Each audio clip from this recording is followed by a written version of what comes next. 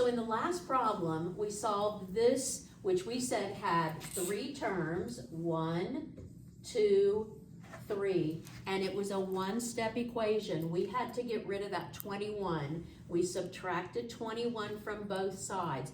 Notice that the t has no coefficient. There is no number out in front of that t. So once we subtracted 21, we automatically knew what our t equaled. But now if we look at this problem, negative 3y minus 5 equals 10, again notice that we have 1, 2, 3 terms, and they're separated by a minus sign and an equal sign. But also notice in this case, our variable y has a coefficient of negative 3. So once we get rid of that negative 5, we still have to get rid of the negative 3 in order to determine what y equals. So the first thing we're going to do is get rid of the term that is furthest away from our variable. That's minus 5. And the opposite of minus 5 is plus 5. And remember, what I do to the left side, I have to do to the right side. So I'm going to add 5 here. And you must write each step down as we go. That's called showing your work and being able to check it in case you make a mistake.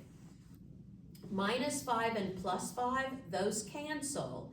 And 10 plus 5 is 15. I'm going to write my equal sign again, and I'm just going to bring down my negative 3y. Now, I've got to get this y by itself. This is negative 3 times y, and the opposite of times is divide. So I'm going to divide by negative 3, but what I do on the left side, I have to do on the right side. Negative 3 divided by negative 3 is 1, and 1 times y is y. And 15 divided by negative 3, a positive divided by a negative is a negative, and my answer is going to be negative 5. And now I've solved it, but I can also go back and check it. I'm saying that y is negative 5, or in other words, negative 3 times negative 5 minus 5 equals 10. Negative 3 times negative 5, a negative times a negative is a positive. This is positive 15 minus 5 equals 10, and that is a true statement.